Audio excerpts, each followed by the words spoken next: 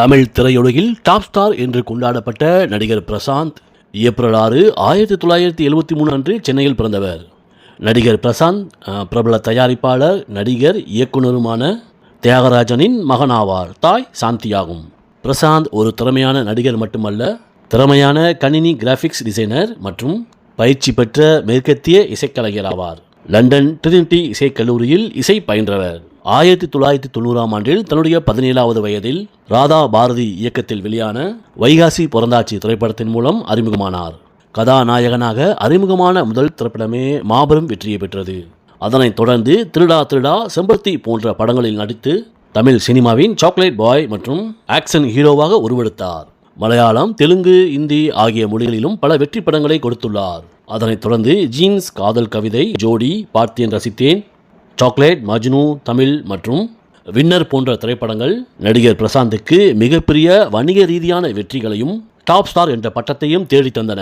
பொதுவாக தமிழ் சினிமாவில் ஒரு கதாநாயகன் படம் முழுவதும் பெண் வேடமிட்டு நடித்தார் என்றால் நமக்கு முதலில் நினைவுக்கு வருவது கமலஹாசனின் அவ்வை சண்முகிதான். ஆனால் அதற்கு ஒரு வருடத்திற்கு முன்பே 1995ஆம் ஆண்டில் வெளியான ஆனழகன் திரைப்படத்தில் பிரசாந்த் படம் முழுவதும் ஒரு இளம் பெண் வேடத்தில் அசத்தலாக நடித்திருப்பார். நடனம், உடல் மொழி என அனைத்திலும் ஒரு பெண்ணாகவே மாறி அவர் செய்த நடிப்பு கமலின் முயற்சிக்கு முன்னே தமிழ் சினிமாவில் நிகழ்த்தப்பட்ட ஒரு மிகப்பெரிய சாதனையாகும். இயக்குனர் மணிரத்னத்தின் திருடா திருடா திரைப்படத்தில் ஓடும் ரயிலின் மேல் பிரசாந்த் சண்டையிடும் காட்சிகள் மற்றும் குதிரை சவாரிகள் மிகவும் பிரபலம் வாய்ந்தவை.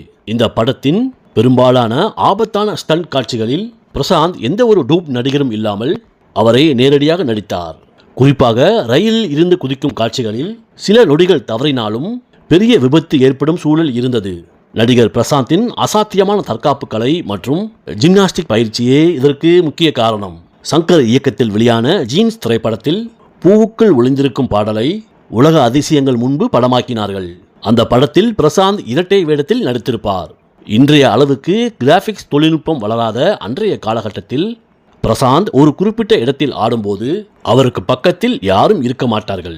பிரசாந்த் அந்த வெற்றி இடத்தை பார்த்து அங்கு தன் தம்பி அல்லது தன்னுடைய அண்ணன் இருப்பதாக நினைத்துக்கொண்டு அதே நொடிக்கணக்கில் துல்லியமாக ஆட வேண்டும். ஒரு மில்லி செகண்ட் மாறினாலும் கிராபிக்ஸ் ஒட்டாது. அந்த பாடலில் பிரசாந்த் காட்டிய டைமிங் அசாத்தியமான ஒன்றாகும். நடிகர் பிரசாந்த் 90களின் இறுதியில் நடிகர் விஜய், அஜித்துக்கு இணையாக சில சமயங்களில் அவர்களை விடவும் அதிக சம்பளமும் வணிக மதிப்பும் கொண்ட ஒரு உச்ச நட்சத்திரமாக பிரசாந்த் திகழ்ந்தார். நடிகர் பிரசாந்தின் திருமண வாழ்க்கையில் ஏற்பட்ட புயல் அவரது உச்சகட்ட திரை பயணத்தையே திசை மாற்றி போட்ட ஒரு துரதிர்ஷ்டவசமான சம்பவமாகும். பிரசாந்தின் திரை பயணத்தை அவரது தந்தை தியாகராஜன் மிக நெருக்கமாக கண்காணித்து வழிநடத்தி வந்தார்.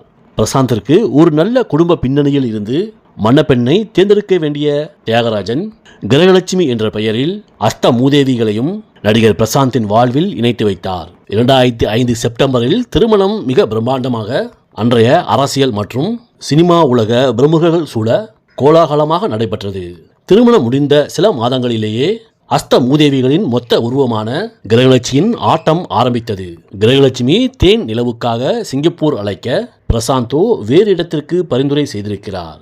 இறுதியில் கிரகலட்சுமி தேர்வு செய்த சிங்கப்பூருக்கே தேன் நிலவுக்காக சென்றார்கள். தேன் நிலவு சென்ற இடத்தில் நடிகர் பிரசாந்தை கண்டுகொள்ளாமல், அதாவது தன்னுடைய கணவனை கண்டுகொள்ளாமல் வேறு யாரிடமோ மொபைலில் பேசிக்கொண்டே இருந்திருக்கிறார். இதை கண்டு சந்தேகம் அடைந்த பிரசாந்த் கிரகலட்சுமியின் கடந்த கால ரகசியத்தை தேடி கண்டுபிடிக்கிறார். அப்படி விசாரித்ததில் கிரகலட்சுமி பற்றிய செய்திகள் அவரை மட்டுமல்ல அவரது குடும்பத்தையும் ஆட்டம் காண செய்தது.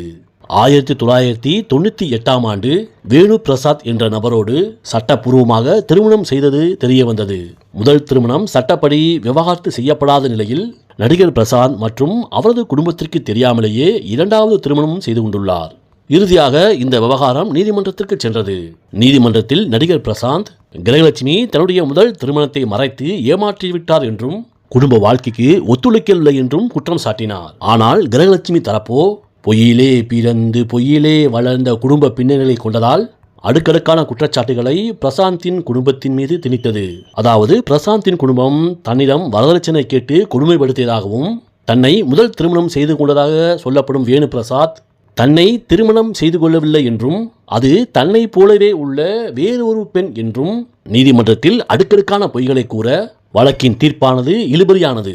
இறுதியாக பிரசாந்தின் ரசிகர் ஒருவர் கொடுத்த புகைப்படத்தின் சாட்சியால் கிரகலட்சுமி நீதிமன்றத்தில் அப்பட்டமாக மாட்டிக்கொண்டார். சுமார் 3 ஆண்டுகளுக்கு மேலாக நடந்த இந்த வழக்கு 2009ஆம் ஆண்டு சென்னை குடும்பநல நீதிமன்றம் கிரகலட்சுமிக்கு ஏற்கனவே நடந்த முதல் திருமணம் செல்லுபடியாகும் என்பதால் கிரகலட்சுமி பிரசாந்தை மணந்தது சட்டப்படி செல்லாது என்று நீதிமன்றம் அறிவித்தது. இந்த தீர்ப்பானது பிரசாந்திற்கு நிம்மதியை தந்தாலும் அதற்குள் டாப் ஸ்டாராக இருந்த பிரசாந்தின் இளமையும் அழகும் திரை வாழ்க்கையின் பொன்னான காலமும் அந்த நீதிமன்ற படிக்கட்டுகளில் வீணாகி போயிருந்தன. ஒரு நடிகருக்கு மிக முக்கியமானது மன அமைதியும் முகப்பொலிவும் தான். ஆனால் உச்சத்தில் இருந்த நேரத்தில் தினசரி காவல் நிலையம், நீதிமன்றம், வழக்கறிஞர்கள் சந்திப்பு என பிரசாந்த் அலைந்ததால் கதைகளை தேர்ந்தெடுப்பதிலும் படப்பிடிப்புகளிலும் பிரசாந்தால் கவனம் செலுத்த முடியாமல் போனது. சாக்லேட் பாய் மற்றும் குடும்பங்கள் ரசிக்கும் நாயகனாக இருந்த பிரசாந்த் மீது சுமத்தப்பட்ட அபட்டமான குற்றச்சாட்டுகள் நடிகர் பிரசாந்தின் இமேஜை சற்றே பாதித்தது. அதே காலகட்டத்தில் தமிழ் சினிமாவில் சூர்யா, விக்ரம், தனுஷ், கார்த்தி போன்ற நடிகர்கள் தங்களது இடத்தை மிக வலுவாக பிடித்துக் கொண்டனர். இதனால் பிரசாந்திற்கான வணிகச் சந்தை மேலும் சரிந்தது. தவறான ஒரு வரன் தேர்வோ அல்லது அவசரப்பட்டு எடுத்த திருமண முடிவோ தமிழ் சினிமாவின் அசுர வளர்ச்சி காண வேண்டிய ஒரு மாபெரும் டாப் ஸ்டாரின் வாழ்வை பொன்னான சில ஆண்டுகளை இருளில் தள்ளிவிட்டது என்பதே கசப்பான உண்மையாகும். காலத்தின் ஓட்டத்தில் அனைத்து துயரங்களையும் கடந்த நடிகர் பிரசாந்த் 2024 மற்றும் 2025ஆம் ஆண்டுகளில் வெளியான அந்தாகன் மற்றும் கோட் திரைப்படங்களின் மாபெரும் வெற்றிக்கு பிறகு பிரசாந்த் மீண்டும் மக்கள் மத்தியில் பேசும் பொருளாகி உள்ளார். சமீபத்தில் நடிகர் பிரசாந்தின் தந்தை தியாகராஜன் அளித்த சில பேட்டிகளில் பிரசாந்திற்கு விரைவில் ஒரு நல்ல பெண்ணை பார்த்து 2வது திருமணம் செய்து வைக்கப் போகிறோம், அதற்கான பேச்சுவார்த்தைகள் நடந்து வருகின்றன என்று ஒரு புதிய தகவலை பரிந்துள்ளார். நடிகர் பிரசாந்த் தற்போது 50 வயதை கடந்திருந்தாலும் உடலமைப்பில் இன்னும் இளமையாகவே காட்சியளிக்கிறார். எனவே கடந்த கால கசப்புகளை மறந்து விரைவில் ஒரு புதிய வாழ்க்கையை தொடங்கலாம் என்ற எதிர்பார்ப்பு மக்கள் மத்தியில் நிலவுகிறது. 90களின் இறுதியில் மலேசியாவில் பிரசாந்தின் ஒரு திரைப்பட வெளியீட்டின் போது அங்கிருந்த பிரசாந்த் ரசிகர் மன்றத்தினர் சுமார் 100 அடி உயரமுள்ள அவரது கட்டவுட்டிற்கு ஹெலிகாப்டர் மூலமாக பூக்களை தூவி அபிஷேகம் செய்தனர். அன்றைய காலகட்டத்தில் ஒரு இளம் நடிகருக்கு பாரத தேசத்தை தாண்டி உலக அளவில் இப்படி ஒரு பிரம்மாண்ட வரவேற்பு கிடைத்தது மிகப்பெரிய வரலாற்று சாதனையாகும். 2000 ஆண்டுகளின் தொடக்கத்தில் பாலிவுட் முதல் கோலிவுட் வரை முன்னணி நட்சத்திரங்களை தங்களது விளம்பர தூதர்களாக ஒப்பந்தம் செய்ய பெப்சி மற்றும் கொக்கோ கோலா ஆகிய நிறுவனங்களுக்கு இடையே கடுமையான போட்டி நிலவியது. அப்போது பெப்சி நிறுவனம் பிரசாந்திற்கு 1 கோடி ரூபாய் வரை ஆஃபர் செய்தது. ஆனால் தன்னுடைய ரசிகர்களின் நலன் கருதி அந்த பானம் உடல்நலத்திற்கு தீங்கானது என்று கருதியதால் என்னுடைய ரசிகர்கள் என் விளம்பரத்தை பார்த்து கெட்டுப்போகக்கூடாது என்று கருதி பெப்சி நிறுவனம் ஆஃபர் செய்த அந்த மாபெரும் தொகையை ஒரே வார்த்தையில் மறுத்துவிட்டார். இந்த ரகசியம் நீண்ட நாட்களுக்கு பிறகே திரையுலகிற்கு தெரிய வந்தது. பிரசாந்த் ஒரு சிறந்த நடிகர் மட்டுமல்ல, ஒரு வெற்றிகரமான தொழிலதிபரும் கூட. சென்னையில் உள்ள புகழ்பெற்ற பிரசாந்த் ரியல் கோல்ட் டவர் என்ற பிரம்மாண்டமான தங்கம் மற்றும் வைர நகை வளாகம் இவருக்கு சொந்தமானதுதான். இது இந்தியாவின் மிகப்பெரிய நகை அங்காடிகளில் ஒன்றாகும். சினிமா வாய்ப்புகள் குறைந்த காலகட்டத்திலும் பிரசாந்தை பொருளாதார ரீதியாக பின்னடைவு ஏற்படாமல் பார்த்து கொண்டது இந்த தொழிலும் அவருடைய தந்தை தியாகராஜனின் அரவணைப்பும் மட்டுமே. நன்றி, வணக்கம்.